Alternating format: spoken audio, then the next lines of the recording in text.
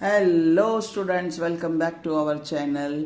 और आज के इस वीडियो में मैं आपके लिए एसएससी इंग्लिश मीडियम वाले बच्चों का जो इंग्लिश है हायर लेवल का, उसमें जो क्वेश्चन नंबर 3B आता है पेपर में, appreciation of seen poem, 5 marks आपको दिला सकता है। बहुत इजी है इसे लिखना। इसे कैसे लिखना है मैं आपको बताती हूँ। एग्जाम में क्वेश्चन नंबर 3B में आएगा appreciation of seen poem, 5 marks के लिए। इसको कंपलसरी अटेम्प्ट करना ही है। सारे पोएम का एप्रिसिएशन आप याद कर लो। बहुत ज्यादा कुछ इसमें नहीं लिखना है, आपको आसानी से 5 में से 4 4.5 मार्क्स मिल सकते हैं। तो क्वेश्चन किस तरीके से पूछा रहेगा, रीड द पोएम, मतलब पोएम के लाइंस देंगे, पूरी पोएम देंगे। Right the appreciation of the poem in paragraph format, आपको पैराग्राफ फॉर्मेट में एप्रिसिएशन लिखना है इन अबाउट 6 to 8 लाइन्स, 6 से 8 लाइन में, with the help of following points. Points आपको दिए रहेंगे, जैसा title of poem, half marks मिल जाएगा। मतलब पोएम का नाम आपको लिखना है, पोएट का नाम लिखना है, किसने ये पोएम लिखी है, इसको भी हाफ मार्क है। देन राइमिंग स्कीम अगर है तो वो लिखना है, 1 मार्क उसका मिलेगा। फिगर ऑफ स्पीच अगर कोई यूज हुई है तो 1 मार्क मिलेगा। और थीम मतलब सेंट्रल आइडिया लिखनी है पोएम की। एटलीस्ट इसमें 2 से 3 लाइन, थोड़ा ज्यादा भी लिखोगे तो चलेगा क्योंकि ये 2 मार्क्स का है। ऐसा टोटल आपको 5 मार्क्स के लिए ये क्वेश्चन पूछा रहेगा। और बहुत इजी है दोस्तों, इसे हम करने वाले हैं। आने वाले वीडियो में सारे पोएम्स कवर करूंगी। आज फर्स्ट पोएम का मैं आपको जो है ये करवाने वाली हूँ, एप्रिसिएशन ऑफ पोएम।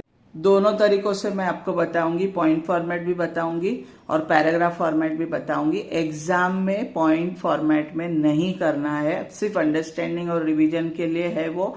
आपको एग्जाम में पैराग्राफ फॉर्मेट में ही लिखना है। तो आइए शुरुआत कर। तो पोएम का नाम है where the mind is without fear. Text book में ये पेज नंबर 3 पे है। पॉइंट फॉर्मेट सिर्फ अंडरस्टैंडिंग और रिवीजन के लिए है, आपको लिखना पैराग्राफ ही है। ये पॉइंट याद कर लो और इसमें 2 एक एक लाइन ऐड करके इसी का पैराग्राफ बना दे सकते हैं आप, ठीक है। तो टाइटल ऑफ पोएम क्या है, नाम लिखना है पोएम का, where the mind is without fear. Already लिखा हुआ रहेगा, आपको सिर्फ उसको कॉपी पेस्ट करना है। देन सेकेंड है द पोएट। पोएट कौन है, रविंद्रनाथ टैगोर। ये याद कर लो, ये आपको लिखना है पोएट का नाम। 1 मार्क आपको मिल गया। देन राइमिंग स्कीम या राइम स्कीम, इसके अंदर return in free words without any rhyming scheme और मीटर। इसमें कोई राइमिंग स्कीम नहीं है क्योंकि ये फ्री वर्ड्स में लिखा है। ये मॉडर्न टाइप की पोएट्री है जिसमें रिपीटेड पैटर्न या राइमिंग स्कीम नहीं होता है। देन फिगर ऑफ स्पीच, इसमें personification, repetition, metaphor, alliteration, 4 type के जो है फिगर ऑफ स्पीच यूज हुए हैं। एंड थीम या सेंट्रल आइडिया क्या है, तो this is prayer to God.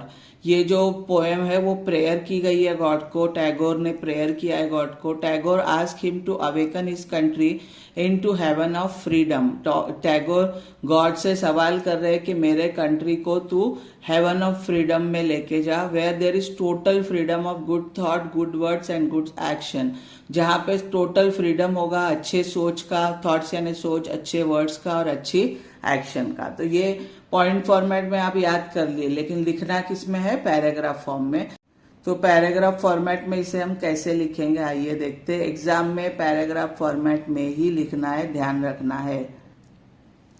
तो कैसे स्टार्ट करेंगे, the poem where the mind is without fear, single inverted comma में डालेंगे, is written by Rabindranath Tagore, is prayer to God. ये रविंद्रनाथ टैगोर ने पोएम पेश की है हमारे लिए और ये एक तरीके की प्रेयर है, प्रार्थना है जो गॉड को की गई है। The poem is written in free verse without any rhyming scheme और कंसिस्टेंट मीटर। तो ये पोएम जो है फ्री वर्स में लिखी है, इसमें कोई राइमिंग स्कीम नहीं है। There are many figure of speech, बहुत सारे फिगर ऑफ स्पीच इसमें यूज हुए। Example repetition, metaphor, alliteration etcetera. An important figure of speech is personification. लेकिन सबसे इम्पॉर्टेंट फिगर ऑफ स्पीच इसमें जो यूज हुई है वो है personification. Where tireless striving stretches its arms towards perfection. तो ये जो है ना, वेयर टायरलेस स्ट्राइविंग एक फ्रेज है जिसमें किसी के someone making great effort to achieve the goal, मतलब कोई ग्रेट एफर्ट कर रहा है अपने गोल्स को अचीव करने के लिए। और पोएट चाहता है कि हर एक जो कंट्री का कंट्री मैन है, सिटीजन है, वो वर्क हार्ड करे to reach their goal and long run में वो परफेक्शन को अचीव करे। He think that they should not be tired by working. Poet क्या सोचता है कि कंट्रीमैन सिटीजन्स टायर नहीं होना चाहिए, और यहाँ पर जो टायरलेस स्ट्राइविंग है इसको स्ट्रेचेस इट्स आर्म्स मतलब एक तरीके से हमारे हाथ होते। पर्सोनिफिकेशन फिगर ऑफ स्पीच का मतलब क्या है? किसी नॉन ह्यूमन थिंग को ह्यूमन एट्रीब्यूट या ह्यूमन कैरेक्टरिस्टिक देना। तो यहाँ पर टायरलेस स्ट्राइविंग स्ट्रेचेस मतलब आगे की तरफ बढ़ाती है अपने आर्म्स को परफेक्शन के लिए। तो नॉन ह्यूमन थिंग को ह्यूमन कैरेक्टरिस्टिक्स दिया है। Here we can actually visualise मतलब हम देख सकते हैं, विजुअलाइज कर सकते हैं। टायरलेस स्ट्राइविंग स्ट्रेच कर रही है अपने आर्म्स को टू रीच इट्स गोल। मतलब सबसे important figure of speech 4-5 use हुए, उसमें से पर्सोनिफिकेशन आपको लिखना है। देन फिगर ऑफ स्पीच के बाद आपको सेंट्रल आइडिया यानी मेन आइडिया पोएम में क्या है, मेन मैसेज क्या है वो लिखना है। In the poem Tagore addresses God as my father and asks him to awaken his country into heaven of freedom. In this poem, Tagore God को फादर मान रहे हैं और जो है वो रिक्वेस्ट कर रहे हैं कि मेरे कंट्री को तू हेवन ऑफ फ्रीडम में अवेकन कर, where there is total freedom of good thoughts, जहाँ पे टोटल फ्रीडम होगा, अच्छे थॉट्स होंगे, गुड वर्ड्स होंगे और गुड एक्शन होंगे। अच्छे वर्ड्स होंगे और अच्छी पॉजिटिव और अच्छी एक्शंस होंगी। He wishes for a country where people are free from fear. वो ऐसे कंट्री की विश कर रहे हैं, ऐसी कंट्री चाह रहे हैं जहाँ पे लोग फ्री हो, फियर ना हो, किसी चीज का डर ना हो।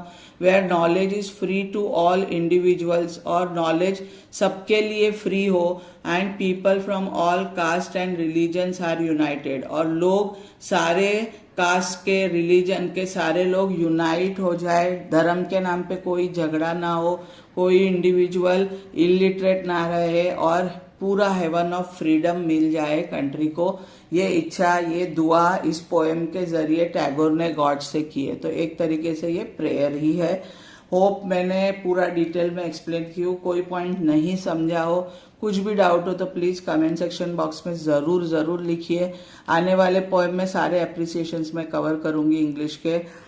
तो होप ये वीडियो यूजफुल लगा होगा, इन्फॉर्मेटिव लगा होगा, तो प्लीज ज्यादा से ज्यादा लाइक करो, शेयर करो, और चैनल पर अगर नए हो तो इसे सब्सक्राइब करना